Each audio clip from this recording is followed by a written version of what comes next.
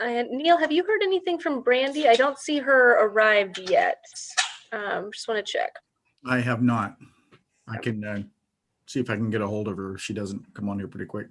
Yeah, maybe in a minute. I just got off of the Teams chat with her, so she may just be transitioning. Okay. So make sure she's not having any technical difficulties or anything.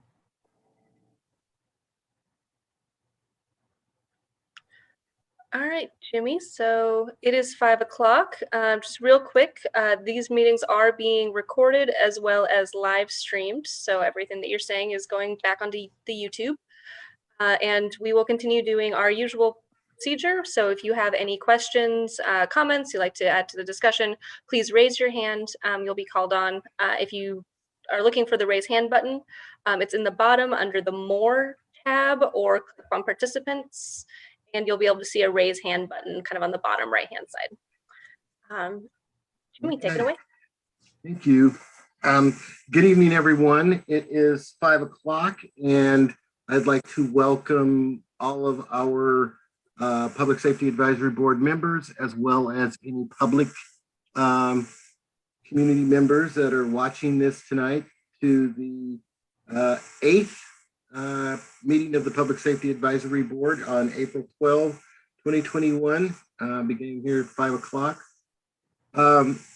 Before we start the rest of the meeting, I'd just like to give a shout out to several of our members that have participated in a couple of public events. Maybe some of you in the group or out in the community got a chance to listen to Mayor's State of the City special that was on the other day. Justin and Valerie and John, I happened to watch the session, and I was very, very impressed. One, the whole setup, and as well impressed with how you all represented the PSAB, as well as how you represented each other in the process. Your words were very, very meaningful, very vibrant, and very touching in terms of why the Public Safety Advisory Board is meeting and its impact around issues of social justice and equity inside of the Tigard public safety system. Really, I think, and I watched with some folks, and they were all really touched by what was said. Even though we know the mayor doesn't like to accept lots of accolades, your ability, Justin, to say to him that you thought he had really handled putting this together and pushing this forward through City Council was very much worth acknowledging to all of those who were listening. And then, of course, I want to thank all of the members who continue to participate in the Public Safety Advisory Board. This is what we would call the good use of our discretionary time. We know that there are other things that one can be doing between the hours of 5 and 7 o'clock, spending time with family, getting out in a beautiful spring day and enjoying the environment. But to be here and to be a part of this is an important part of what we as community members do when we work and play in the living room of the community. As you all know, we start our meetings off with a centering exercise, and I would like you all to join me in a breathing exercise. I'm going to read a statement first that kind of sets the place for this. Today, we convene to listen and learn from each other through reflection and discussion. As we reevaluate and improve our public safety practices, we elevate the voices and experiences of the communities who have been and continue to be disproportionately impacted by inequitable systems. We thank all those who have advocated and worked on dismantling injustices in Tigard and our broader community. We build off those efforts to create more equitable and just outcomes for people of all backgrounds and abilities. The purpose of our meetings is to develop our understanding of current public safety structures, practices, and procedures, identify and eliminate institutional racism within Tigard's public institutions by centering equity and racial justice. We as a board will bring forward the concerns and experiences of ourselves and our community, and we will bring these recommendations to city leadership to improve the lived experience of all people in Tigard. And so now I would like you to join me in a breathing exercise, and please feel free to turn off your cameras for this moment. That would be fine.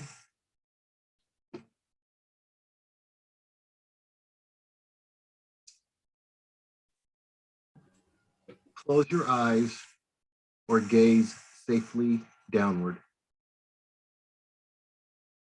Feel the chair under your legs. Breathe in deeply through your nose and out of your mouth. Feel your hands in your lap. Breathe in deeply through your nose and out your mouth. Feel your feet on the ground, on the carpet, on the floor. Breathe in deeply through your nose and out of your mouth.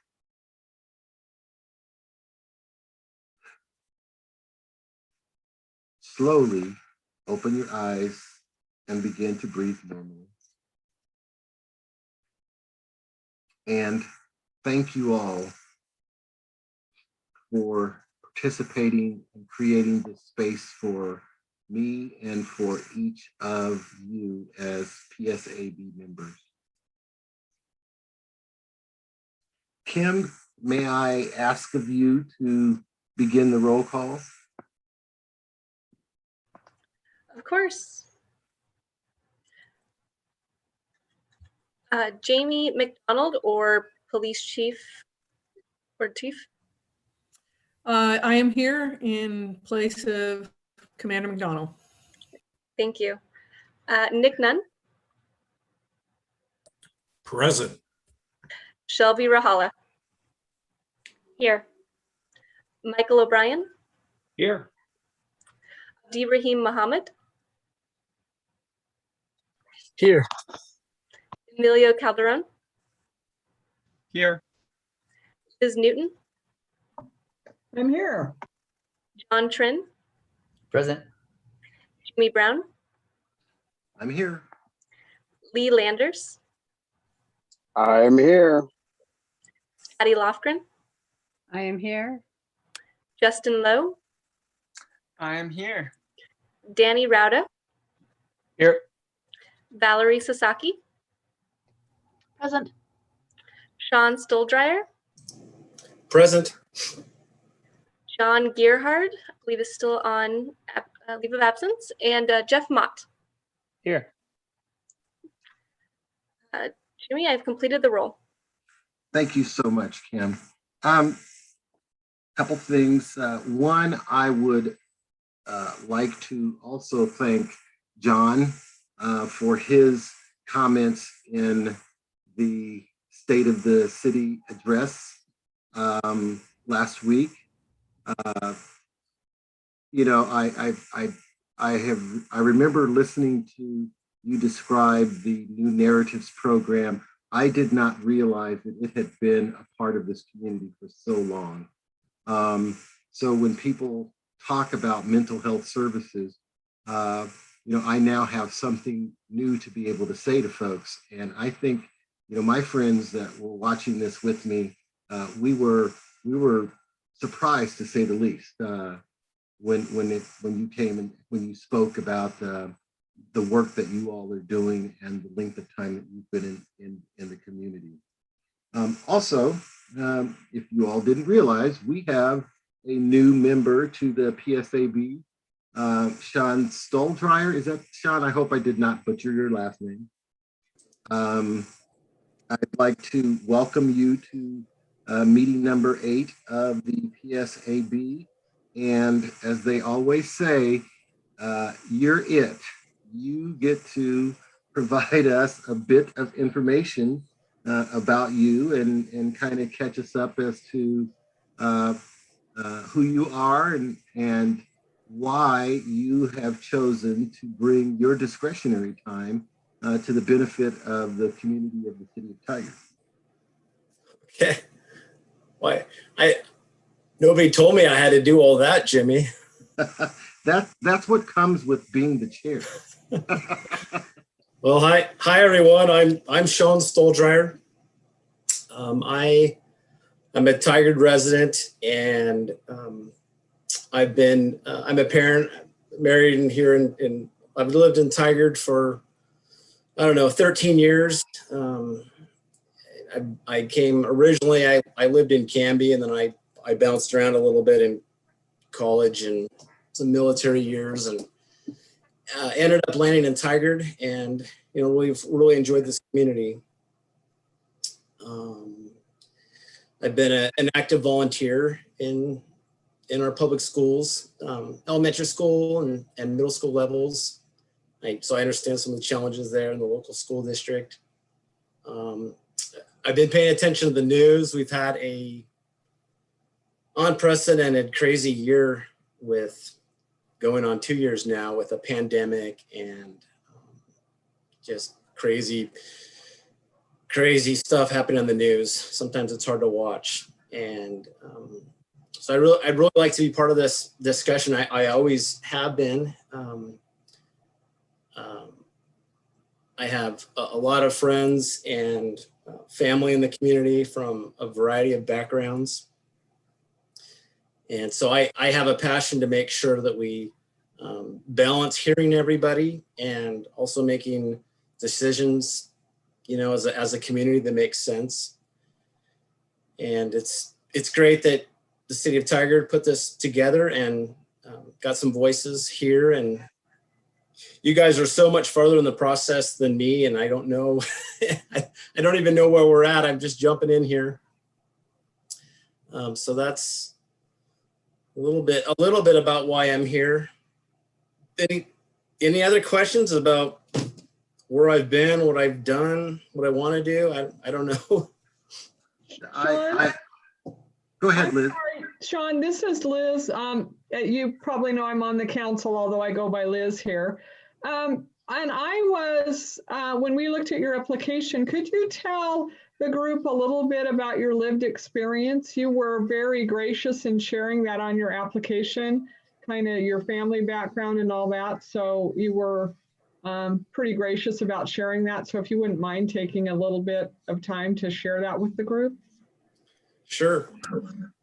So I moved to Oregon when I was 2. My mom and dad are mixed marriage, I guess. My mom is interracial. She's part Hispanic, part Navajo, part white. My dad is primarily European roots, Germany. So my grandfather on my dad's side was actually a sharecropper. He was the first generation born in the U.S. They essentially had fled Germany prior to World War I when things were getting crazy, and they came over here to the U.S. So he was a sharecropper. My grandfather on my mother's side was a Hispanic, half Hispanic and half Navajo Indian. And he was actually in the serving the Korean War. He was in the Battle of the Chosin Reservoir, and he came back. He was a veteran. He had several kids, and then he died of a heart attack. And so my mother grew up in the suburbs of Chicago, outside of Chicago, and had a tough time growing up. And I've always just thought of myself as an Oregonian, but yet I was raised very different. I had a background where I didn't understand how things work, and so I've learned things from my mom and my dad that are different than how things work. I went up through the public education system in Beaverton and Canby. And then I went to Oregon State University and slowly started learning a little bit how things work. But I just find it interesting. I find it interesting. This is kind of where I have a passion that, you know, as I look at, Chris, now this is getting really out there for me, guys. But as I've had, so there's this privileged conversation that's happened in the U.S. And so I have a lot of friends that are privileged. These are generations of Americans that go back to colonial times, you know, and my wife's family is very long generation. And there's definitely, I have learned a certain understanding of how things work in the system that you don't get as a more recent generation. And I don't know how many generations it takes to really get it all figured out. You know, is it 2, 3, 4? I've had to learn a lot of things the hard way. And now I'm raising kids now on my side, they're 4th generation.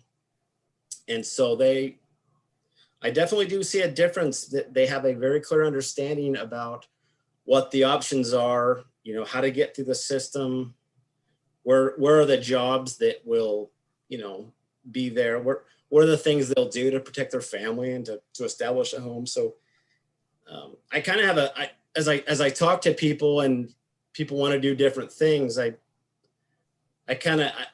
just been paying attention to this stuff. And the last, I would say 2 years, year and a half, as I've really been paying attention to the national conversation, it's like, oh, okay, well, that's why mom did that. And that's why dad did that. And so a lot of stuff started to make sense to me. And so that's kind of awakened some curiosities in me. And it's given me a little bit of a passion to be involved in a group like this. The other piece to that, that I would say has impacted me is just having, watching my kids go through the local school district here. I really didn't pay a lot of, when they were first going to school, I was working 70, 80 hours a week, you know, in the construction industry and not really paying attention to what they were going through. In the last 20 years, our classrooms have gotten really big. Our schools are really big. We have a middle school now with 1,000 kids, Fowler, and the other middle school is about the same. We have a high school with 2,000 kids. So these are really big schools. And, you know, gosh, there's just some privacy stuff. I don't even know if I should say this, but, you know, my youngest son has dyslexia, right? And so they didn't identify it. I had to go out and find someone to identify it and get back to the school district the information. And I was really surprised to learn that in the last 30 years we never really figured out the dyslexia thing. You know, something like 1 in 5 kids have dyslexia. Albert Einstein had dyslexia. Walt Disney had dyslexia. I mean, Oprah Winfrey had dyslexia. I mean, some of our greatest minds have dyslexia. But if you really dive in, you talk to teachers and you talk to administrators, they'll tell you there's really no support for dyslexia. So you're talking 1 in 5 kids have dyslexia. They get forgotten about in the Common Core curriculum. And it's not a shot at Common Core, but it's very quick. And dyslexia is not a basic function of it. And then as I started just looking, I'm just looking at all this stuff, and I came across this article about how 50% of inmates, criminal inmates, you know, have some kind of a reading problem or a dyslexia. And I just think, as you know, as the world gets more modern, and even the most basic job, you have to read technical manuals now to tell you how to do your job. You know, there's just so much happening out there that we don't have a conversation about. So anyways, sorry to get you guys so sidetracked. tell me to stop if I'm rambling on too much.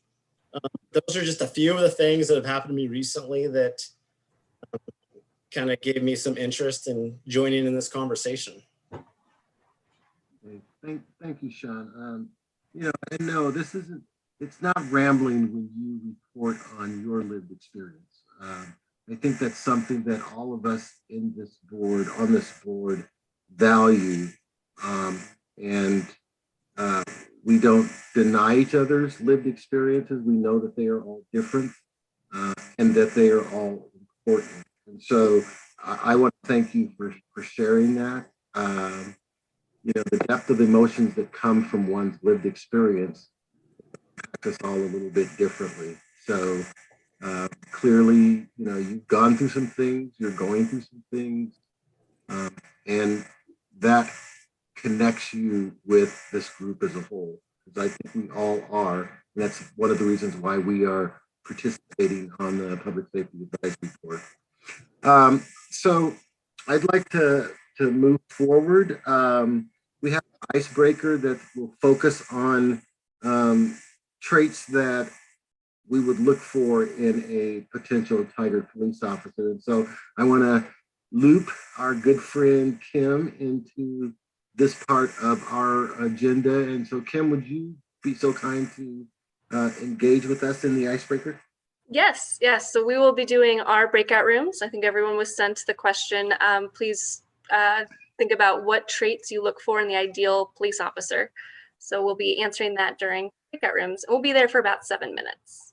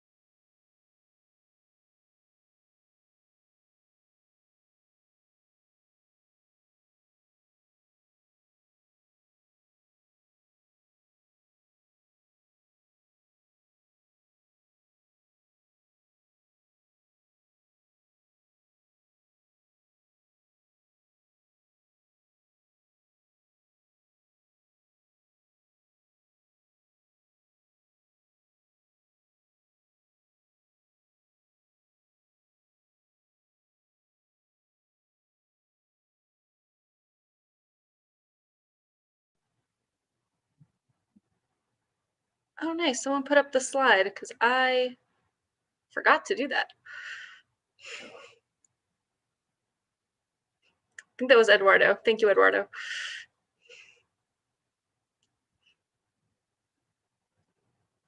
No problem. Did the screen go off?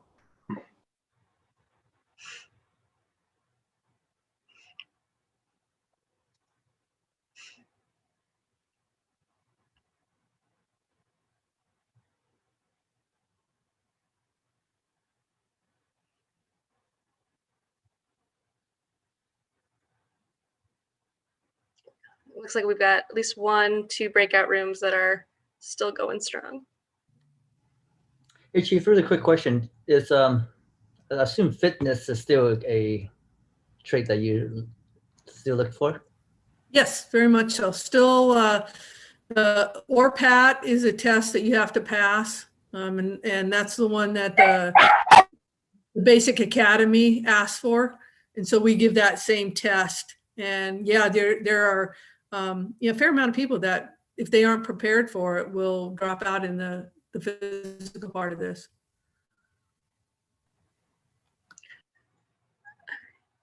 Jimmy, everybody is back, so back to you. Okay, thank you so much. I hope everyone had a good opportunity to have some dedicated conversation to the topic of the traits of potential Tigard police officers. I'd like to move us toward the setting where we open up public comment. Staff, do we have anyone signed up or has anyone submitted any written testimony? Mr. Chair, no written testimony or requests to speak tonight.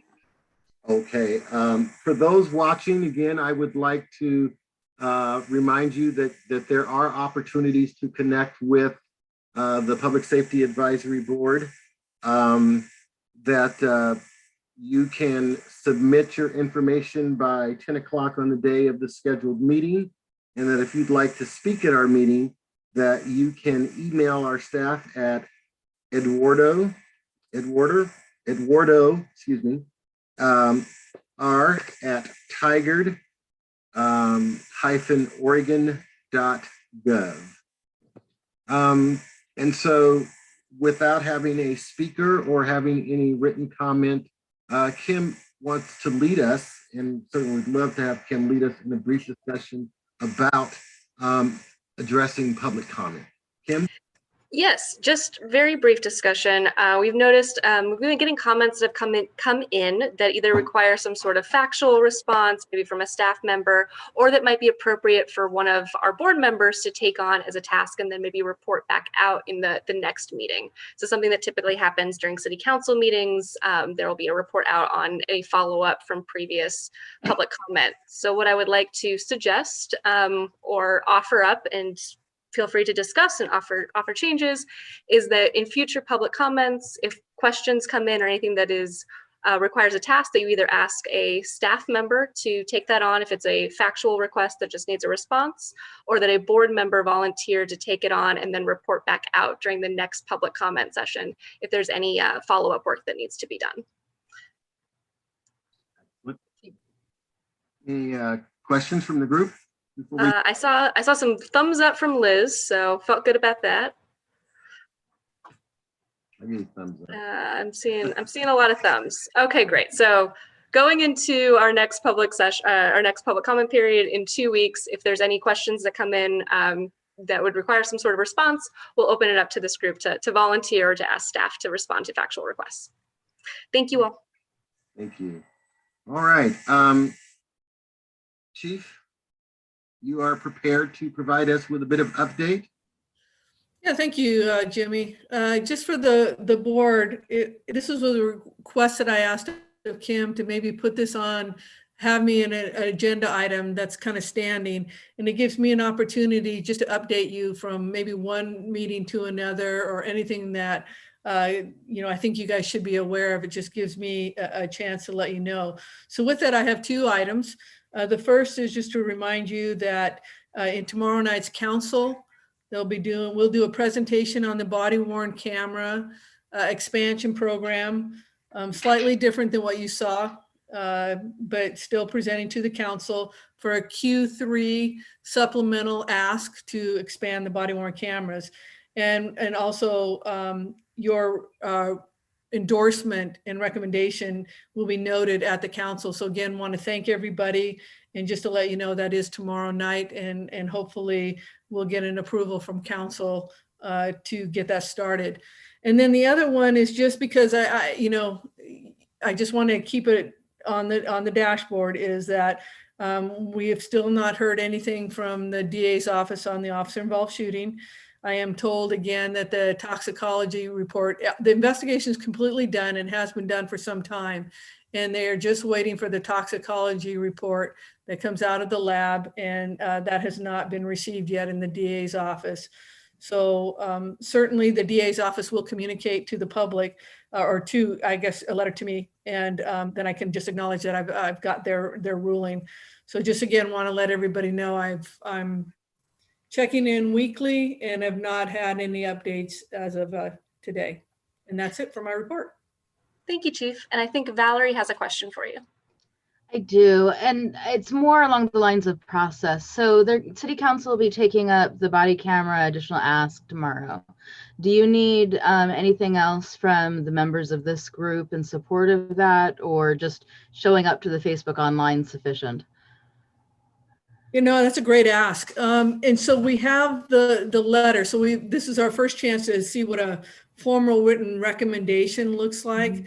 And so Kim has drafted that with Eduardo's help. Any comments that you all had, especially in the areas of you still want to look at policies. So that letter will be attached. So the council will receive that in written form. And then, of course, Councilor Newton will be able to testify to any comments that she's had. And of course, myself as well, I'll have the opportunity. But really just wanted to keep you guys informed that it's moving along. And with that is an expectation that we should get the additional equipment probably in the July timeframe. So it really does accelerate by doing it in this budget year by about 3 or 4 months. So that's a huge win, and we get to lock in on the quotes. So this is a pretty big ask and a big approval from the council. And I want to thank you guys for your support. Okay. It's about 8:30 tomorrow night. If the agenda's on time, if you want to pop in at all, you're certainly welcome to hear their comments. Thank you, Chief. Thank you, Chief. So one of our, and I say this as well for our newest member, one of the tasks that we as PSAB members are undertaking is what we call affectionately Tigard Police 101, kind of like a collegiate course that we're taking, auditing it because I don't want to grade. And so tonight we have Senior Business Partner Brandy Leos and Tigard Police Lieutenant Neil Charlton to present about officer hiring in Tigard. And so I am going to hand the reins over to both of them. And Lieutenant and Brandy, I want to certainly thank you both for coming in front of the PSAB as well as community members that may be watching tonight, and informing us on the process of hiring someone inside of the Tigard Police Department. Thank you, Jimmy. It's my absolute pleasure to be here with you guys tonight. Looking forward to talking about the police recruitment hiring process, which is something I've been involved with since I came to Tigard about 6 years ago. It's been a long exercise in process improvement where we evaluate, review, improve, and evaluate again and make more changes. So we've been through several iterations of police hiring with a couple of goals. So there's always a goal to improve the diversity of the department, and that's done through hiring, but also to make sure that our process reflects an equitable process and is as least intimidating as possible. As you can imagine, a police hiring process might be rather intimidating to folks. And then the third prong, and from a process improvement person, this was really important to me, was to streamline our process and make it as friendly to the candidate as possible. So you'll hear from us and many other agencies that it takes a long time to hire a police officer. And I actually had a graphic that I was planning to share with you, but I was not able to locate it today. But it can take 6 to 8 months to hire a police officer. So in the past, when that took a year, that was a problem. One of the things we noticed would happen is as excellent candidates would be in our process and we would get really close to making them a job offer and they would have one from somewhere else. So we took it upon ourselves to really improve the process so that we had that first chance at the best candidates to join Tigard PD. And I think we've done a really good job at that. Since our most recent kind of process overhaul, the fastest we hired one police officer was 8 weeks, which is pretty out of the ordinary, but we were ready. So I just want to talk a little bit about kind of what that process looks like. So the first thing, a candidate who's interested in working for Tigard PD, they contact our test vendor, who is called Public Safety Testing, and they schedule a test. And what that used to look like was they would look on the calendar and they would see, okay, there's a test in Tigard or there's a test in Vancouver. You know, every couple of months there would be a test. If they didn't want to wait that long, they could test anywhere else. The test vendor has a lot of tests happening in the state of Washington. When the pandemic hit, we didn't quite know what was going to happen because no one was allowing 60 people into a room to take a test.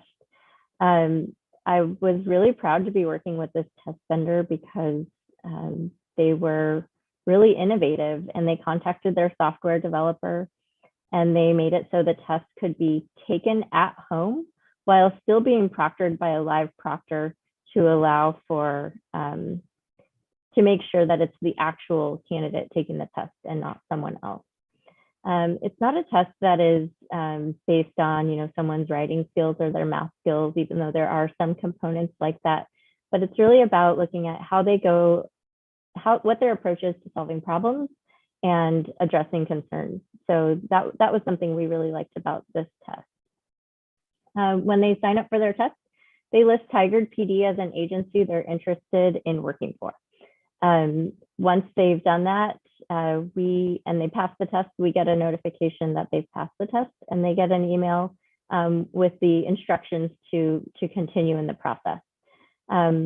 Those instructions tell them to submit a city job application and it gives them a secret link to the Tigard Police job application that is only available to people who have passed this test. Once they get that invitation link and when they sign up, we schedule them for an interview. We usually send that invitation within a week of them passing the test. And this year's been a little different because we were trying to hire so many police officers. But generally they should be able to schedule a test within a couple of months, or not a test, sorry, an oral board interview within a couple of months. During the pandemic, when we had to cancel some oral board interviews that at some points went out to 4 months or 5 months, and people still remained engaged in our process. And actually the people we sent for oral boards last week, some of them signed up back in November. So it seems to be working pretty well. So after they schedule their interview, they come in for the oral board. And some of you have had the opportunity to participate on those oral boards with us. And it's a kind of a daunting process, right? They answer 10 questions in about 35 minutes. Some of them get done very quickly in 12 or 14 minutes, and some take the entire amount of time. But we do ask every candidate the same exact questions. And it's amazing to see the broad, diverse answers we get from our candidates in those questions. After the oral board interview, if they pass, so passing, they have to score a 70 on that oral board. Then they get sent to the background check, which is a very lengthy process. Sometime between the oral board and the background check, we'll arrange for them to take the ORPAT, which is the Oregon Physical Abilities Test. It's an obstacle course that they have to complete in a certain amount of time. It's really hard. If you have the opportunity, there's a link to that test on our job posting. So hopefully you had the chance to see what that test looks like. So if they've passed all of that, they move into the chief's interview. And I believe Lieutenant Charlton and the chief are going to talk a little bit about the chief's interview. So that's kind of the process. The reason that can take so long is because if we have a lot of candidates in the background process, it can get a little bogged down there. Part of the reason for going to this monthly oral board schedule was to relieve that pressure on the background process and get people through a little more quickly. And that's been widely successful. Had you asked me, well, some people did ask me a year ago, they said, hey, if this police levy passes, can you fill 9 officer vacancies like pretty quickly? And I was really stressed out about that. I honestly did not think it was possible, but I think a lot of the work that we've done in the past few years to streamline our process and to really market Tigard as a police department you'd really want to work for, all of those things really helped us actually make these hires in the time that was expected. So I want to talk a little bit, well, I guess first I'll pause there and see if anyone has any questions about that part of the process.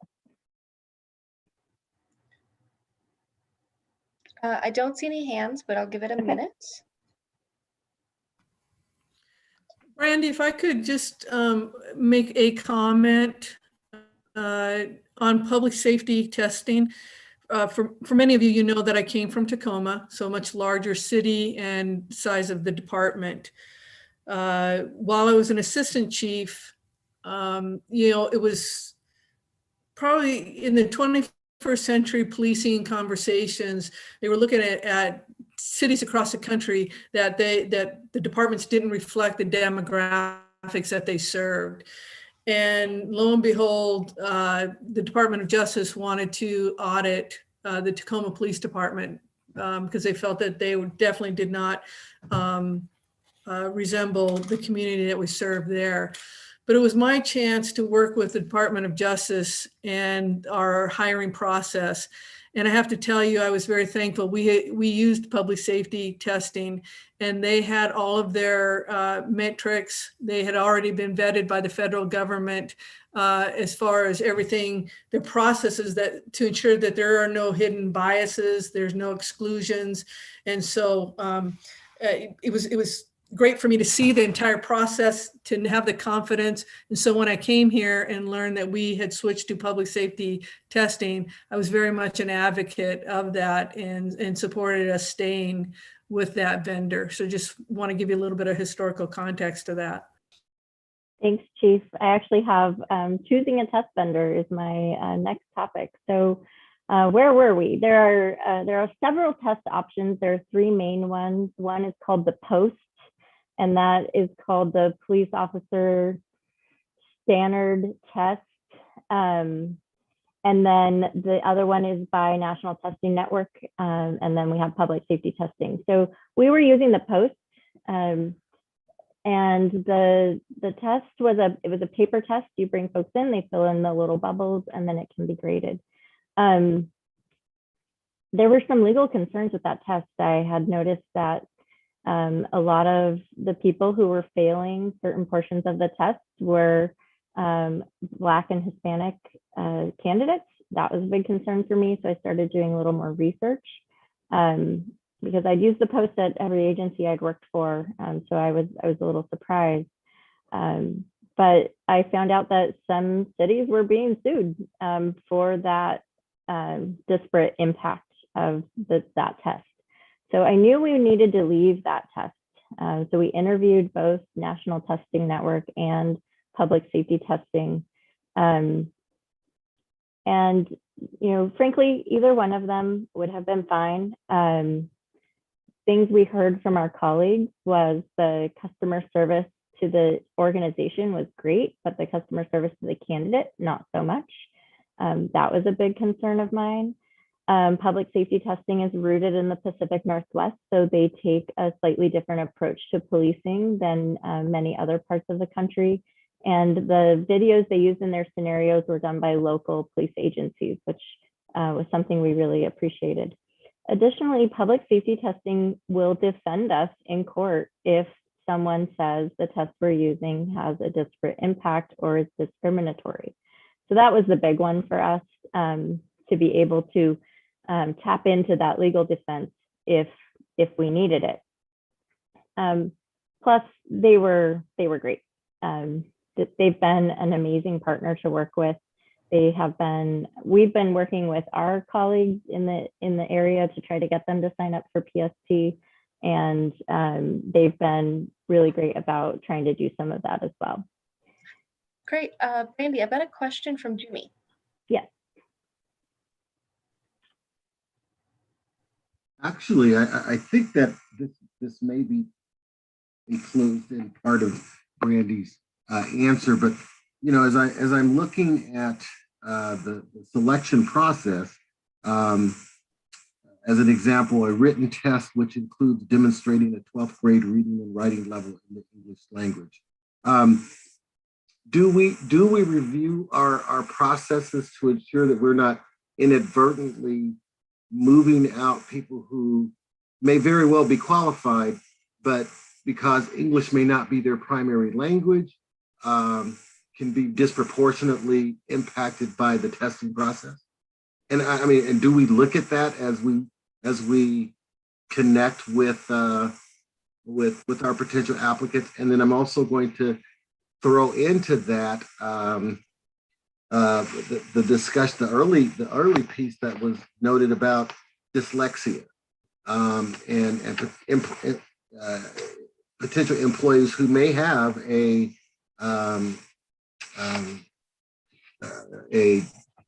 challenge with having something like dyslexia as part of their lived experience. Thank you for that question, Jimmy. I haven't specifically looked into whether the test, how the test treats folks who do not have English as their second language. However, it does have, I believe it's 14 or 16 parts of the test that are each graded, and then it provides an aggregate score.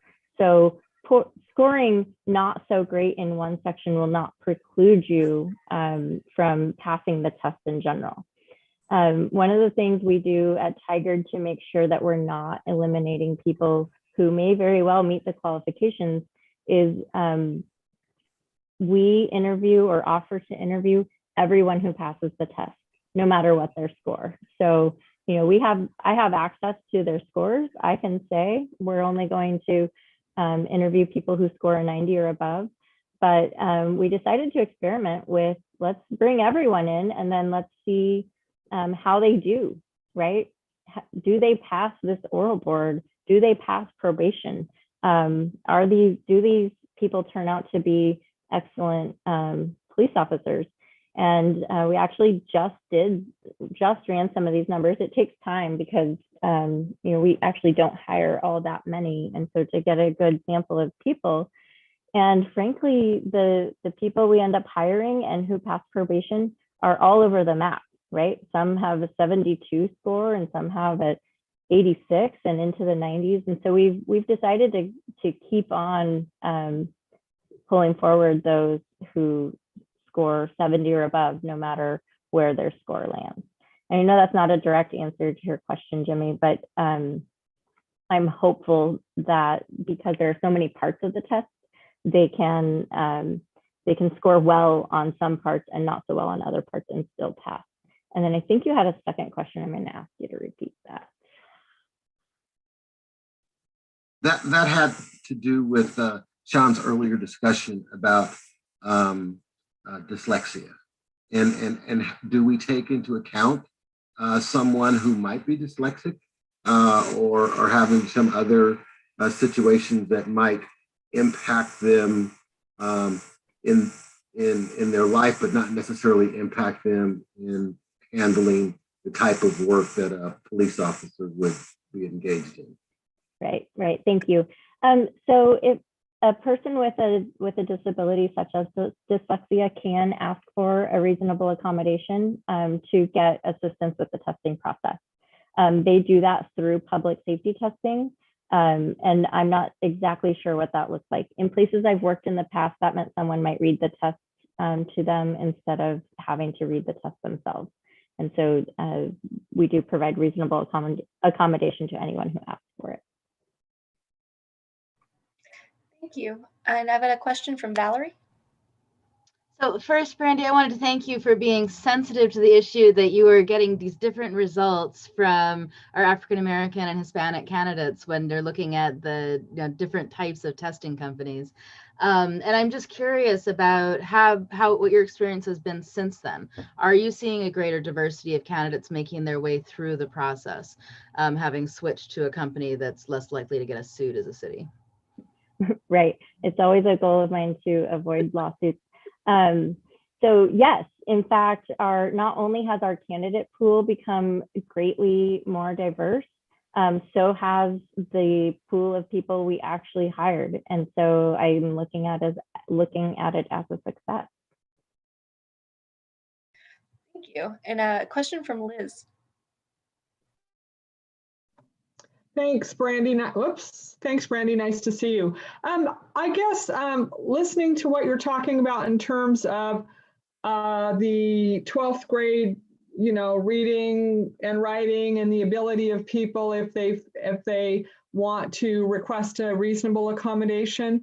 Are we clear when people look at the opportunities with being hired by Tigard PD that, maybe we should just say a written test which includes demonstrating reading and writing levels. I'm just wondering, do some of the requirements that we have that we might be willing to overlook down the road if they don't do as well on the test, do they actually perhaps deter people from actually applying? Because they're concerned they're not going to do well. That would be my question. Thanks. That's probably very likely, Liz. I get to call you Liz today. It's probably very likely. However, those requirements are set by DPSST. So in order for us to send candidates to DPSST, which is the Department of Public Safety Standards and Testing, the test has to meet certain criteria, which includes the 12th grade reading level. Okay, so perhaps maybe something that indicates to folks in an encouraging way that we look at the whole test. Something that would indicate to folks that we do want you to apply. We're interested in taking a look if you're interested. Maybe that would be more encouraging. Thanks for that, Brandy. Of course. Thank you. And a question from Lee Landers. Hey, this is kind of a weird question, but what is the age cap for applicants? There is no age cap. They have to be at least 21 at the time of hire, but there's no lid on the top. So one of the things that has happened, I've seen at least a handful of times since I've been here, is police who retire from Portland Police Bureau apply here because PPB has a different retirement program than the rest of the state. So they can actually retire and come work at Tigard for a little longer. And we've had several people who have done that. Because I'm at the age of 44, but I still got it. And I am this close from applying myself. So Yeah, I just wanted to make sure I still got it, but I didn't say, well, you still got it, but you're 44, you're not going to last longer. Blah, blah, blah, No, I've actually, a couple years ago, we hired a gentleman. I was reading his resume, and one of his references was my best friend's dad. And I was like, oh, that's interesting. And it turns out they worked together. But he was certainly over 44. I will say that. And yeah, I think it's, as long as you can pass that Oregon Physical Abilities Test, which lots of people can, I can't, but lots of people can. And yeah, as long as you can pass that, you're good to go. So I'll be looking for your application, Mr. Landers. Oh, it's gonna be coming. Thank you. You bet. Thanks, Lee. And Justin Lowe. Hi, Brandy, and thank you so much again.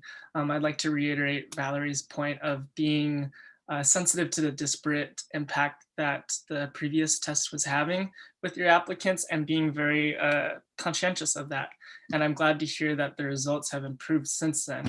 I have two questions. My first is, I know that you mentioned in addition to testing reading and writing level of applicants, it also addresses, and they are scored on how they're able to solve problems and address them as they might, I'm guessing, come up in a real life situation or scenario.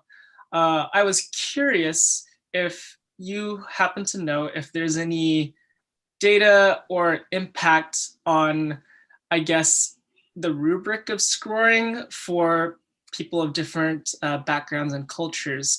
For example, like my concern is if the rubric and positive scoring particularly benefits a specific group of people who think a certain way.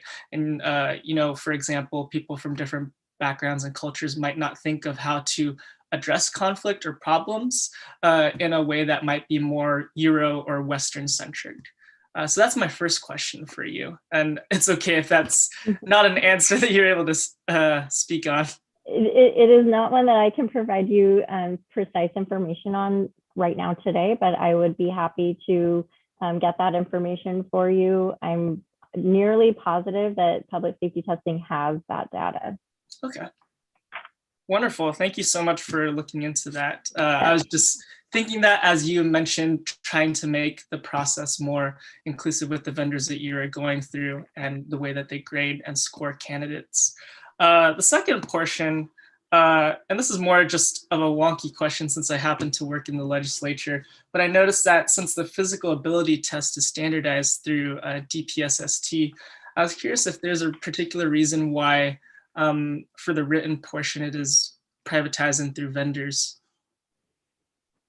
Yeah, good question. I'm guessing it's a resource issue because it does take a lot to do the test. When I was working for a county, we were using that old post test, and it would take 2 to 3 staff a full day to get through about 80 candidates. And we would actually charge the candidates like, oh, welcome, give us your $10 and we'll take the test, because apparently they let us do that. The test vendors offer, well, even that test, the standard post test was, you know, still through a vendor that was, you know, we could just purchase the test and then administer it. And so they, you know, DPSST requires the test meet certain criteria, and then it has allowed for this mini industry to kind of pop up. Thank you very much for that explanation. Appreciate it. You bet. We have a question from Shawn. I don't know if it's a question as much as a comment, but I like how the scoring system is aggregate instead of, you know, you have to hit a minimum score on each individual test. I think that is a well-rounded approach, you know, where your strengths and weaknesses in one category or another can be overcome. So I think that seems like it makes a lot of sense. Thank you. Thank you, Shawn. Any other questions before we hand it back to Brandy? Oh, yep. And John, see your hand. Really quick, hey, it's good to see you, Randy. Hi, John. Do you recruit for specific, culturally specific police officers? No, that would be illegal.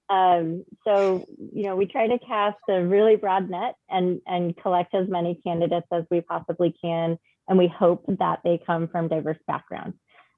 We add to that hope by advertising in certain places, right? So we try to make sure that we're reaching out to people of diverse backgrounds.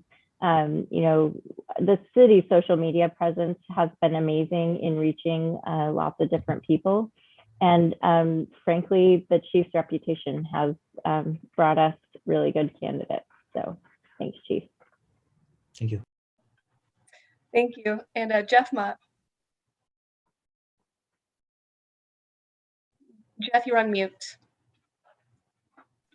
I got a little antsy, didn't I? Thank you for taking us through this presentation, Brandy. I appreciate it. To piggyback on John's question, does Tigard PD have any specific inclusion targets as far as interviews, hiring, promotions? So our goal is, our first goal is to create a department that closely matches the makeup of our community. And I'll get into that in a few minutes. I've got those numbers for you. So that's our initial goal, is to, you know, create a department that is as diverse as our community. We don't say, you know, we haven't implemented any sort of goal like at every interview panel at least 4 people need to be of diverse ethnic backgrounds. We haven't gone that far. I'm not sure it would be legal. So those are things that, you know, you think about, because I happen to know research shows say you have an interview group of 8 people and at least 2 are women and at least 2 are people of color, you are much more likely to hire one of the women or one of the people of color, because it's no longer the woman or the person of color. Now there are multiples to give you a different perspective. So as a pure numbers person, I would say yes, let's have that be a requirement. But you know, you can't disqualify other people just because of their ethnic background either. So yeah, we, you know, like I mentioned to John, we try to cast a really broad net, and we've been pretty successful. I can't remember the last time we had a day of oral boards, which is usually 10 in a day, without at least 2 women in it. So you know, I think we're getting there slowly but surely. Thank you, Brandy. And we are done with questions, at least for this minute. All right. So the next thing I want to hit on a little bit is HR's role in the hiring and promotion process. So the first thing, I just mentioned those oral board interviews. They are 10-hour days. Some of you have participated with us in those, and we try to see 10 candidates every time we hold oral board interviews. HR usually has a person on those oral boards to make sure to provide some different perspectives. It's really interesting to see candidates answer questions and they're trying to figure out, like, who on this oral board do I need to impress today? Is it the lieutenant who is in uniform? Is it the HR person? Is it the community member? Sometimes we have police officers or sergeants participate on the panel. So, you know, we try to make sure to bring a panel of, you know, really diverse backgrounds and expectations of what's going to happen in the oral board. We also, every few months, I sit down with the lieutenant who is in charge of recruitment, and we review the questions, in part because we don't want to just be asking the same questions over and over. Those get out in the world and people can practice. But we do review the questions. We look at things like, are we getting the answers we're looking for on this question, or should we word it a little differently? Are there words that our candidates, or frankly, sometimes our panelists, are stumbling over, right? One person who wrote questions for a long time, and Neil, you might have to help me with the word, but it was prejudicially. He used that word in the questions, and we would just get all caught up on it all the time. And I'm like, how about with bias? You know, there's an easier way to say this that is not going to be a tongue twister, and the candidates are going to understand what we're asking. We make sure we have at least one question in every interview that is equity focused. And sometimes that's about languages, sometimes it's about cultures. But we've always got at least one that is equity focused. And frankly, I could probably twist about 3 of them into pure equity questions if we really wanted to get down into the nitty gritty. So that's kind of HR's role in the process. We also do a lot of the candidate communication, especially prior to the oral board interviews. We answer their questions. We actually had one candidate tell me one day during an oral board that he appreciated my email signature, which has something about diversity, equity, and inclusion, and he knew this was a place that he'd like to try to work. So it's just little things, being responsive to candidates, making sure they know how welcoming of a department we are. And then the last thing I want to cover with the group is our demographics. So I pull these numbers every month, so you will get the April 1st version. I just have to pull it up real quick. So Tigard, our sworn police officers, so this includes police officer, sergeant, lieutenant, commander, and the chief. We have 70 currently employed. We've got a couple in the process to finish up our hiring here. But of those 70, 56 are male and 14 are female. That's 20% of our police force is female, and the statewide average is around 6. So I always knew we were high, but I didn't think we were going to be that high. So I'm really, really proud of the work that we're doing in Tigard to not only recruit and hire female police officers, but to give them long careers that are rewarding and they stick around. So we have some really long-term female police officers, which is something I'm thrilled about. So we talk about mirroring the community. Tigard, the community as of the 2010 census, so I expect this to change, was about 73% white, and the Tigard police force is about 81. We are making progress there, but we've got some work to do. Let's see, the next one, Tigard community, Hispanic, Latino population is 11.7%, and we're at 8.6 for the police department. So getting closer on that one. Our next largest group in Tigard is the Asian Pacific Islander group. They are 7.8% of the community in Tigard as of 2010, and the police department is 7.1. Folks who report as being 2 or more races, 4.7% in Tigard and 1.4% in the PD. Tigard Black community is 2% and the PD is 1.4%. And then Tigard community of American Indian or Alaska Native is 0.2%, and we don't have anyone from that community in the police department. And I do hope at some point we can change that. So questions about our demographics or the HR process, HR participation in the hiring process. Liz, I see your hand.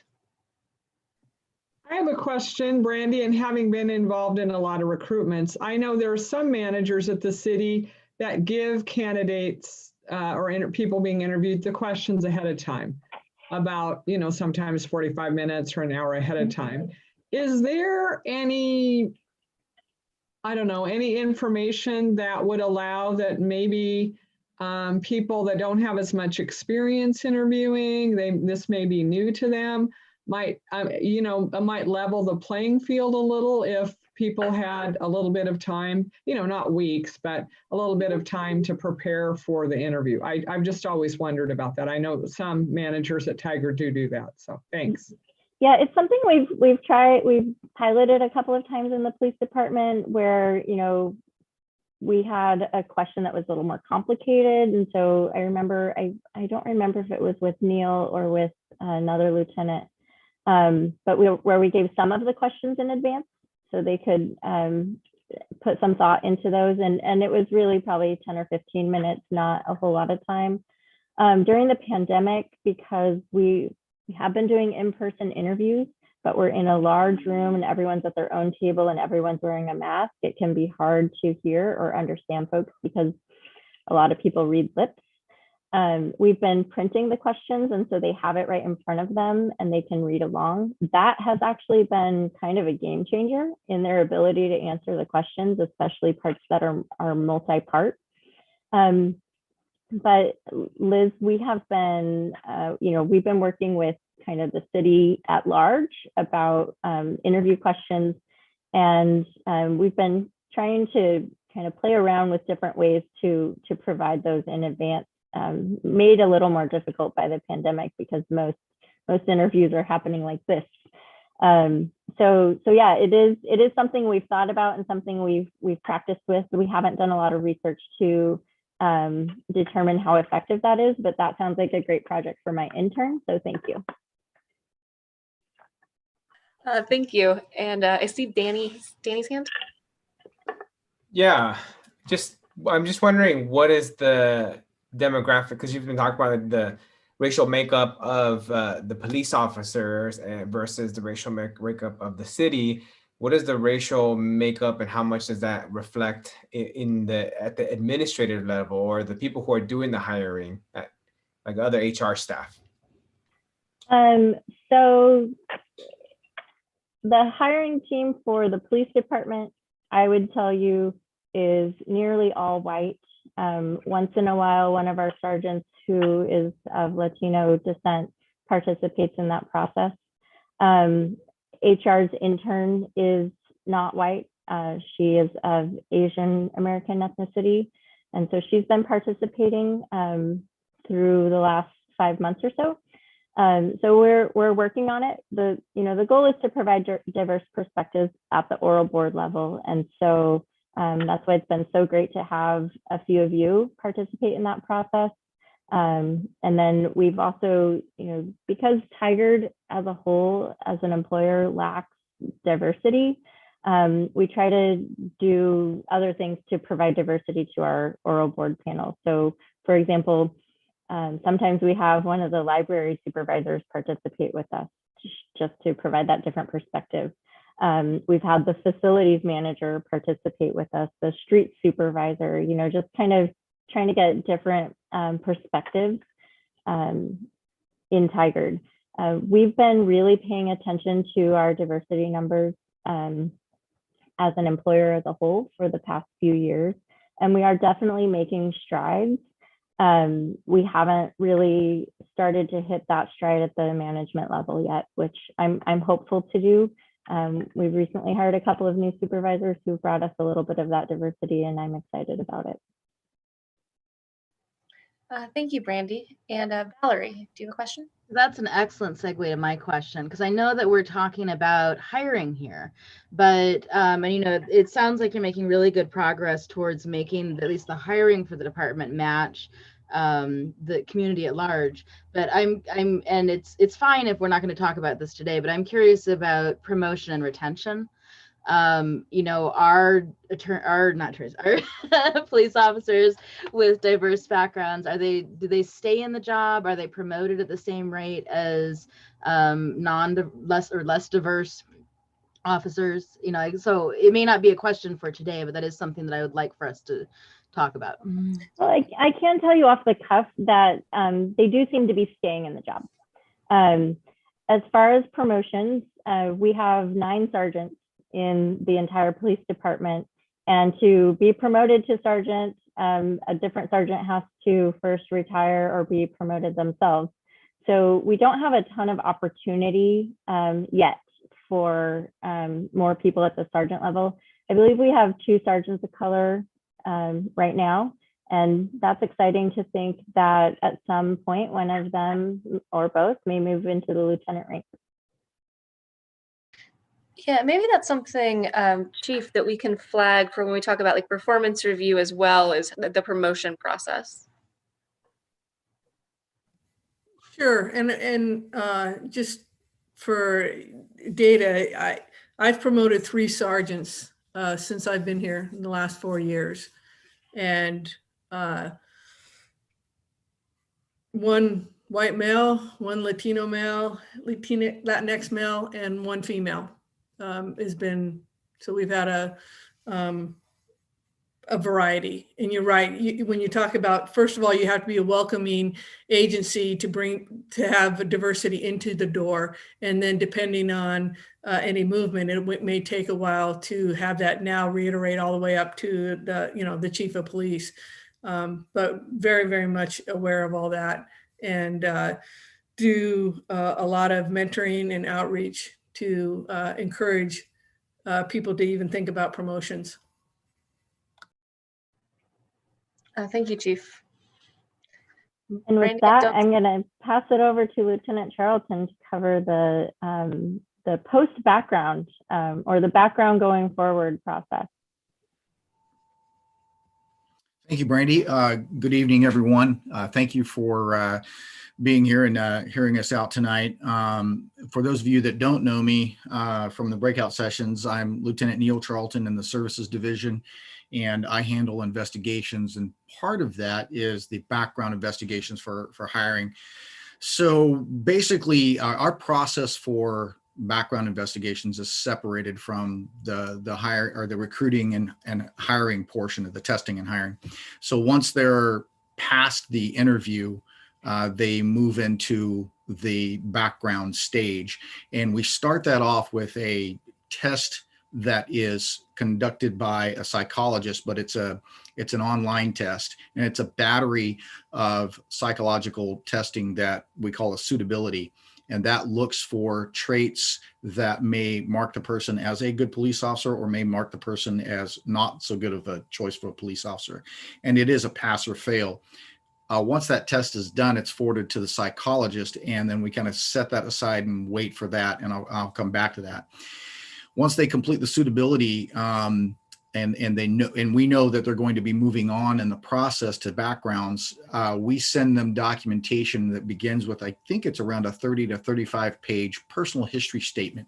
And basically what we want them to do is just exhaustively go into their history and talk about things that ask them questions related to their past work history, discipline and terminations related to that, financial records, rental, home ownership records.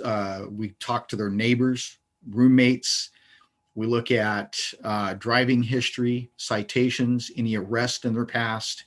And then we actually get to a point where we conduct family interviews. We look at references that they show us. And we also look at open source public social media to look at what they've been posting out there. And that personal history statement has to be completed along with a slew of other documents. For example, if they're a military veteran, they must provide a copy of their military record of their discharge. Or they have to provide a lot of different things like their school records, birth certificate. All of those documents have to be put together and sent to us prior to us assigning a background investigator. Now, in the COVID world and in the levy world that we've been working in the last time, we've let that slip a little bit, where we go ahead and assign a background investigator and we wait for the documents to come in before they conduct the interview of the candidate. So we've been kind of improving the process a little bit there. So the background investigators will start without all the documents in place, but at least we wait until the personal history statement is completed. Once we get that, we can move forward and wait on those other documents until we get to the interview point. If we don't have those documents by the time the interview comes around, we hold off on conducting that interview. So the reason that we dive into all of this, someone asked I think it was Valerie asked in the breakout session about the traits of a good police officer. And she talked about it being difficult to interview for judgment, which is absolutely right. And judgment is just one of those factors that we're looking at in a background. We're looking for patterns, whether it be through financial history, past work history. We're looking for those patterns that tell us a little bit of a story about this person. Have they had poor judgment in the past? What kind of decisions did they make as a young person? Are they still making those decisions now that they're 25, 30, or 40 or 52?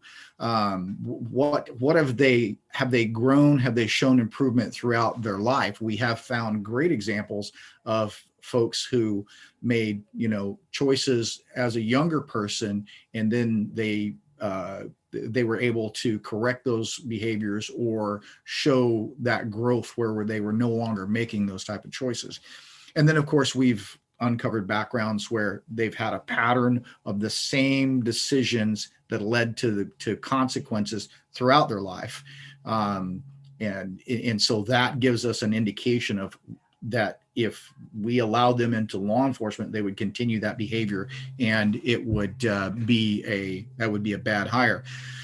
So this is a very extensive investigation. It's exhaustive. We've, as Brandy mentioned earlier, we've had from testing to hire of 8 weeks. The vast majority of that time is actually the background investigation. So I've seen backgrounds as short as 5 weeks. And I just recently signed off on one that lasted a year. And that one was because there was a lot of history for this person, and they had a difficult time delivering their documents to us. Turns out later that it was because a lot of those documents would disqualify them. But excuse me, my voice got dry there, or my throat got dry there for a minute.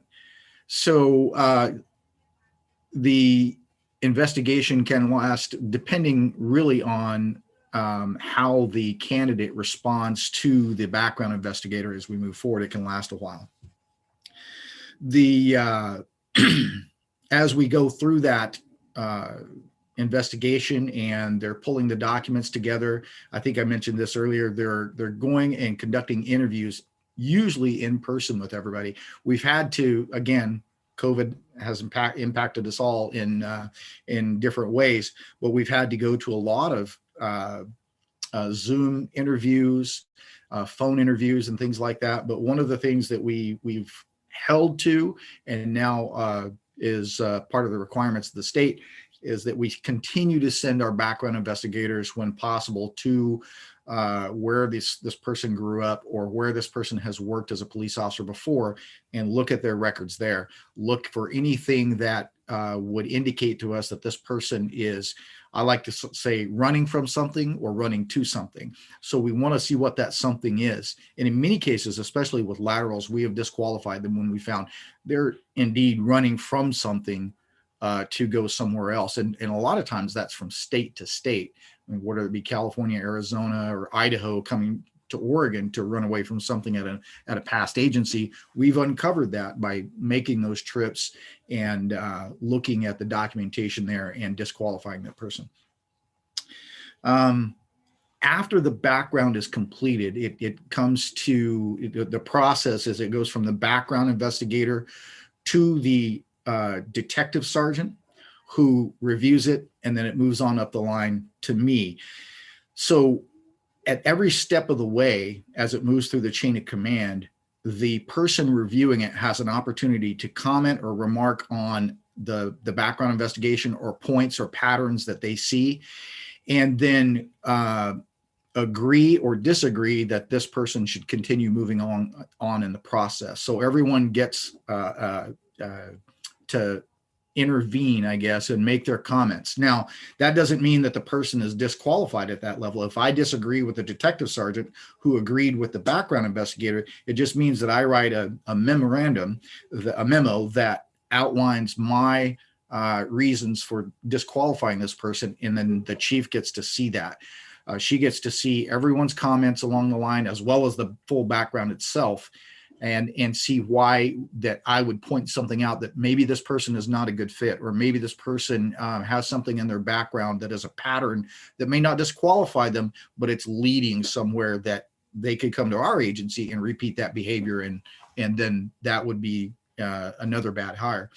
So it moves from me up to the services commander, who's Jamie McDonald, who I think some of you have met here in the PSAB. And then it would move from the services commander up to the chief's desk, and then the chief would review it. And if the chief makes the decision, she would move into the chief's interview stage. And that's when she would conduct an interview with the commanders there and with the candidate. And at the end of that interview, and if the chief may want to weigh in on this a little bit later, but at the end of that interview, the chief would make a conditional offer or not, depending on what her feeling about the interview was. And from that point, that person, if they pass the interview and get a conditional offer, they move into the psychological medical stage. And this is where that suitability test that I talked about earlier, that a battery of psychological tests that they answer all the questions on, and then it's submitted to the psychologist. The psychologist has that ahead of time. They review that, and then they dig into this person's background, and they look for those things that may make this person suitable or unsuitable for law enforcement. And then we get a report on the suitability and the actual interview with the candidate, between the candidate and the psychologist, and we get a recommendation from the psychologist. 100% of the time, if the psychologist does not recommend this person, we go with that recommendation. There have been times that the psychologist has given us a kind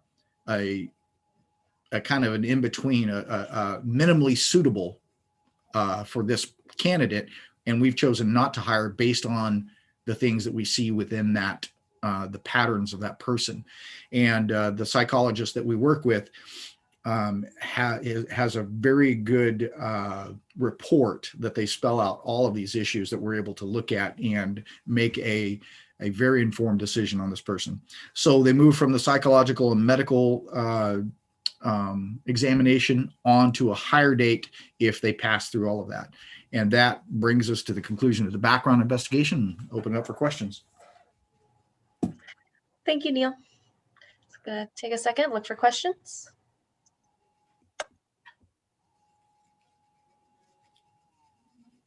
Liz.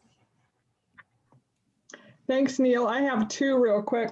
Can you give the group, well, two things, I'll ask them really quickly, an idea of what things the suitability test looks at? I mean, just general things. I'm a little bit concerned. Is there anything that that might be difficult for somebody who comes from a different culture? Maybe not, but that's kind of where I'm going with that one. And then the second question is, can you tell the group how many potential applicants don't pass the whole, go through everything and they get to a certain point and they don't pass? I mean, how many people take the test, get interviewed, and, in the final step? Thanks. So I'll speak to the suitability first. And with that, the psychologist takes all of that into account, the person's cultural background and excuse me, the battery of tests that they take. I have not necessarily looked at that test. I mean, way back 22 years ago, I know I took one. I couldn't tell you what's on it. In looking at, I wish I had a copy here to just kind of go over some of the categories, but we're talking about looking at emotional intelligence, looking at, how this person deals with conflict, looking at, does this person drink? And not that that's a disqualifier, but what is their life around drinking? So for example, if you've had someone who's had a DUI in their past, right, and a long time ago, and that's been adjudicated and dealt with, and they fit the standards otherwise, now do they still drink? Do they drink weekly? Do they, and the psychologist is looking at stuff like that and how it, affects them day to day. So there's several different categories, and suddenly my mind went blank about what they were. But when it comes down to it with the suitability, it also kind of helps us look at different categories that we can ask questions of the candidates in the background phase, about conflict. How do they deal with conflict? I do recall one from a while ago was a person's viewpoint around dealing with people of an opposite gender and how those roles between male and female work in relationships. And it was really telling about how this person viewed that. And then they had a string of failed relationships in their background. And that had been very recent. So you look at stuff like that, and again, that kind of tells those patterns, right? So the background investigation and the psychological evaluation kind of go hand in hand, looking for that stuff and trying to delve into that person's decision-making and lived experiences. The other question that you had, Liz, can you remind me what it was? Yeah, just my memory from working there was that obviously not everybody that starts through the process makes it through. Right. So can you give the group a sense of how many folks make it through the whole, that apply initially, make it through the whole process and get an... Right, I would, starting, sorry, Liz, I spoke over you there. Okay, so starting way back with the, there's several steps where you could pass or fail the written test, the physical, so on and so forth, up to when you get into the interview. I'm not sure what the numbers are now because I'm separate from that process anymore. Back in the day when I was part of it, I would say probably 3 out of 10 would pass that interview. And that's just a rough guess from back then. I believe, and Brandy could correct me if I'm wrong here, but I believe we're seeing more candidates get through that these days, with especially with public safety testing on board. In the background phase, I'm probably seeing, prior to the levy, and we actually increased our background investigators from 2 to 5 to handle the anticipated expanded workload.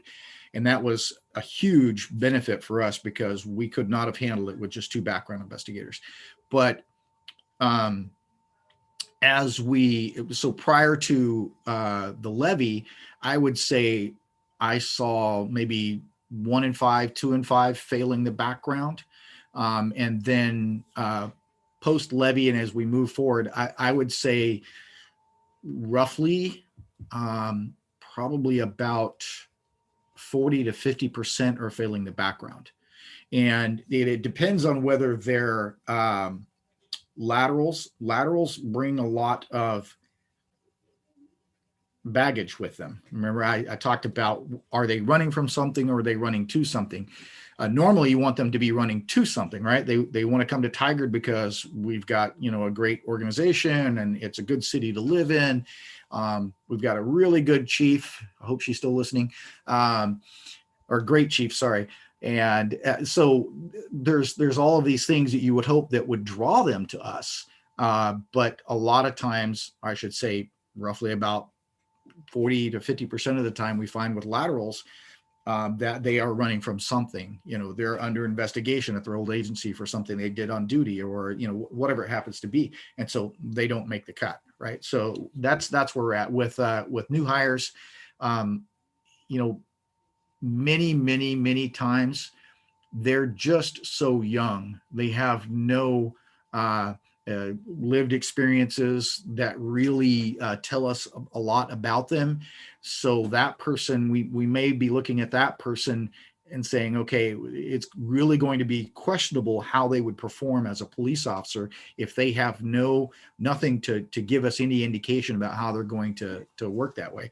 That doesn't necessarily mean that they fail it, but we may take them and look at them compared to other applicants that we have, and then present those to the chief and say, these have all passed, then here's your options. And so there's some that you look at and they pass the background, but then you're questioning whether they're going to be able to perform the job because you just don't know, they're so young. But then others, we have I would say we probably have hired, I know we've hired people from the age of about 24, 25 in the last year, all the way up to 40. And there's a wide range of candidates that we're hiring there as far as age goes and experience. I hope that answered your question, Liz. Thank you.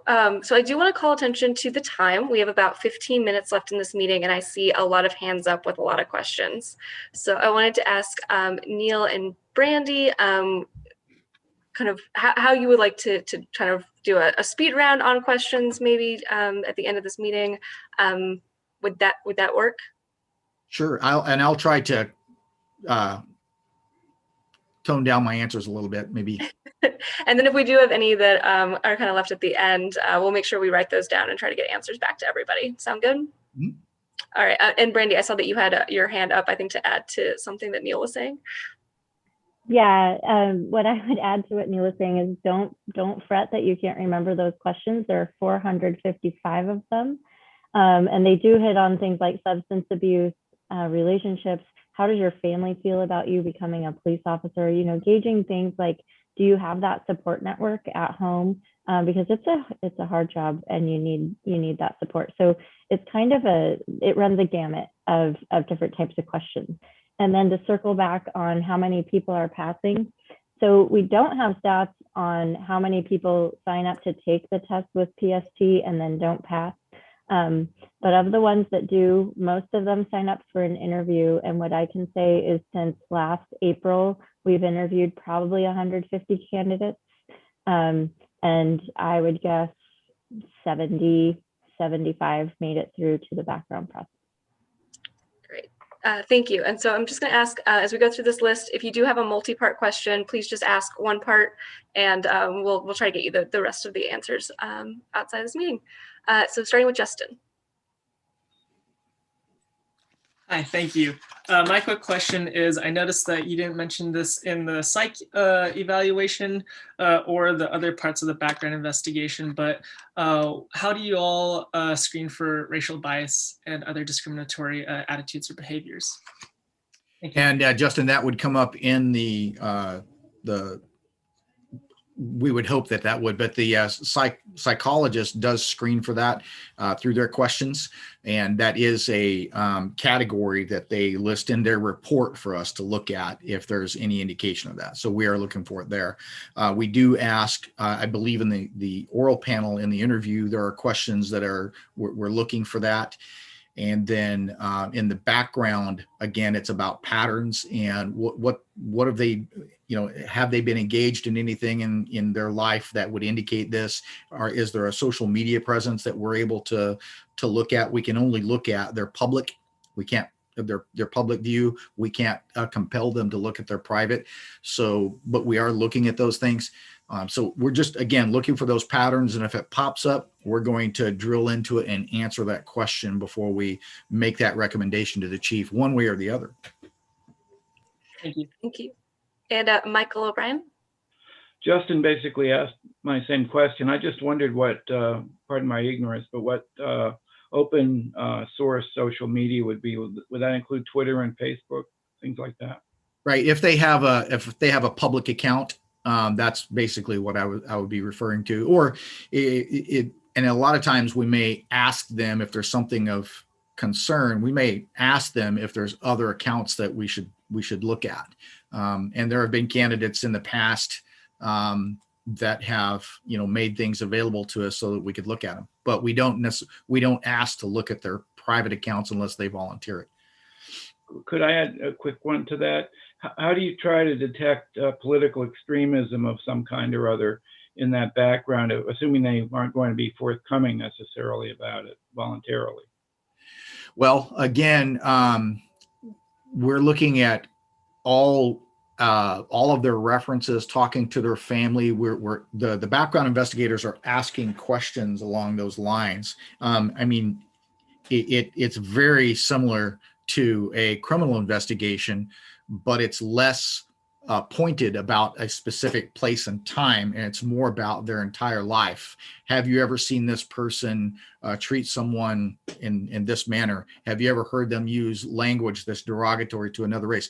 Those are the type of things that the background investigators are delving into. And so you're looking for, and all of our background investigators are extremely experienced retired investigators who are digging into this. So they're going to get those indications of whether this person is being honest or not, and they're going to flag it for possibly a question by the psychologist. And then I was talking about how the background investigation and the psychological exam are kind of tied together. The psychologist reads that entire background prior to asking the questions that she does. So if there's any indication in there, she's looking into that. Thank you. And I see a question from John Trin. Really quick question. Is residency a requirement, and also is there a cost in any of the hiring process for the applicant? There is, and Brandy could probably answer this a little bit more. There is a fee with public safety testing. I don't recall what it is anymore, but I do know that public safety testing can waive a fee. And I think there's times we've offered at the testing event to pay the fees for candidates that are walking in the door for other agencies. And so we've actually recruited successfully that way. As far as residency, are you referring to living within Tigard? Yes. Okay. No, there is no residency requirement. As a matter of fact, I'm sitting right now looking above the computer screen out into the woods by my house. So, and it's a lot more woods than you would find in Tigard. So no, there's no residency requirement. And I think that there could be many reasons for that, and maybe Brandy could weigh in on that. But that would be when we're talking about the ability to hire as many police officers as we needed to in the last year, we could not have. I don't believe we could have found them in Tigard. I mean, we went through, I think it was 150 that Brandy said that were interviewed. And this has been a grueling, steady pace as we've gone through all of these backgrounds, but we're talking about a lot of candidates from all over the country, as far away as Hawaii, as far as east as Massachusetts and Florida. So, and that's a lot of work to dig into, but you're having to really cast your net wide to try to get the participation that we need to see. Thank you. I see a question from Shawn. Thank you. Looking at this from the outside, of course, I'm the new person here, but the timeline for the hiring process seems very long to me. I can remember being young and out of college, and I had a student loan and, bills. And I'm not convinced that wages have kept up with inflation the past 25 years. I'm pretty sure they haven't. Is there any concern that the length of time for the hiring process, if you lose more qualified applicants or more diverse applicants, that are a detriment? Is there any concern about that? There has been, Shawn, there has been. As a matter of fact, a couple of years ago when I was on the recruiting and hiring side with Brandy, we actually made it a point, and that was actually, maybe it's been longer than a couple of years, but it was actually when we were looking at public safety testing versus National Testing Network, NTN. And one of the goals that we had was to get our hiring process down to the 8-week time frame and try to make that a standard. Now, we have reached that. I don't know that that is an average by any means. We have hit that a couple of times, but again, and we have lost candidates because we couldn't move fast enough to other agencies. But the thing of it is, we have to do that due diligence with that background investigation, and we have to do that due diligence with the psychological exam. And those two take the most time. One due to scheduling, and the other due to just the exhaustive nature of that background investigation and how much you have to dig into. Because the quicker you move, the more likely it is that you're going to miss something. Thank you. I think the chief wants to add a comment, and then Valerie will close us out with our last question. Thank you, Kim. What I did want to share with the board is, as Neil mentioned, the chief's interview. And those interviews keep up with the times.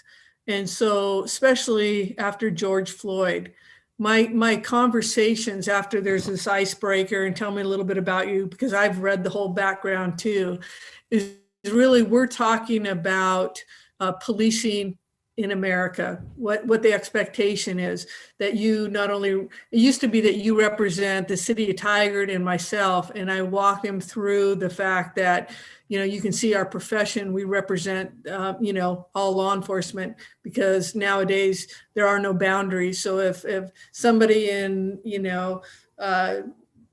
Shreveport, Louisiana hires somebody bad, it's all going to reflect on all of us. And so my conversations are really about 21st century policing, the diversity, the inclusion. I ask them a lot about their lived experiences, especially when it comes dealing with, people of color. What are they exposed to, their experience? And so depending on what I've read, that's the line of questions that I'll ask of them. So just to kind of give you an idea of the high level that I'm at is really, I'm trying to decide, do I want to give this person a job offer? And I've had plenty that I won't even schedule an interview. And then there are others that I have wanted on board, only maybe to lose them in the psychological. And then I'm very happy with the people that the 8 people we've hired in our levy so far that I can't wait to introduce to the community. It's been, but just to know, we do have, I have those frank conversations. Thank you, Chief. And Valerie, I just want to make sure we give your question adequate time. Can we cover it in 2 minutes? Yeah, and also, you know, I'm willing to stay longer if there are questions that people have to ask that they, you know, haven't had a chance to address here. I mean, I know, Kim, your job is to herd the cats and make sure that the trains run on time, but I'm just putting that out there. You know, one of my concerns is that there's a lot on social media that we can't see publicly. And I'm curious about why you can't ask to have access to someone's whatever the, you know, frankly, I'm concerned about domestic terrorism. And I think a lot of it is being perpetuated through social media. And so I'm curious why you can't ask someone to give you access to their accounts and visibility to their accounts. Case law has dictated that you can't. They've had rulings on that. And I don't know if Shelby can talk more or Brandy, but our hands are tied. You used to be able to, and now you can't with the, and it's all based on case law court decisions. Thank you, Chief. And Jimmy, I'm going to hand it over to you to close out our meeting this evening. We will be continuing this conversation next meeting in 2 weeks. All right, we'll hold you to that, Kim.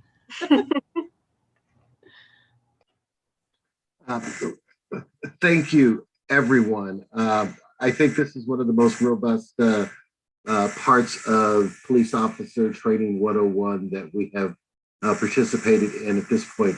I do want to say, and I hope that we can do this in our next meeting, part of our focus as a group, as a board, is to be able to bring our discussions, both our lived experience discussions and our community exposure discussions into the forefront.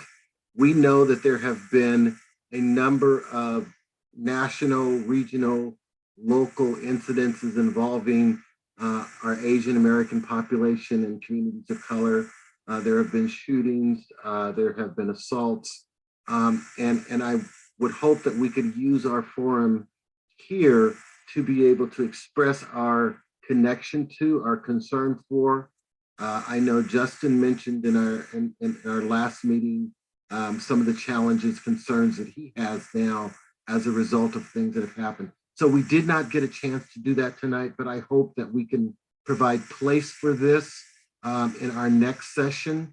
You know, these are things that are not going away, and in many cases they are increasing.